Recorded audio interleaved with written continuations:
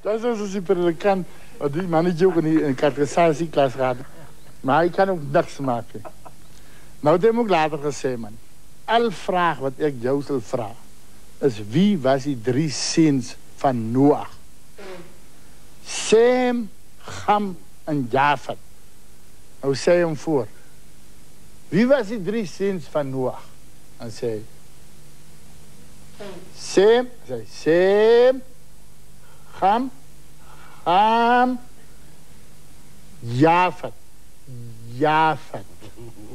Maar die man kan het niet onthouden, die predikant kan het later helpen. Want die man is bekeerd, die man kan maar aangenomen worden. Toen zei hij voor mij, je moet nou die namen in zijn onderbroekse rek schrijven. En als hij nou voor die klas, nou voor hem vraagt die namen, dan moet hij maar daar zo doen. Toen zei hij nog al voor die domen, zei niet, doen dit maar net. Want die man is recht, die man kan maar gaan. Maar die man kan het niet onthouden. Toen vraag je nou op die betrokken aan, wat nou voor die ouderlingen en die jakens, wat nou daarbij is. Ik ga je nou 1 vraag vragen. Als je daarop recht antwoordt, dan kan je aangeneem en voorgesteld worden. Wat is die 3 namen van die ziens van Noach?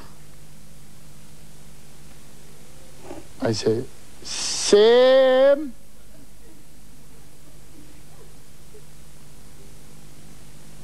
Ham. Hij sukkelt zo'n beetje. En Junior Jockey.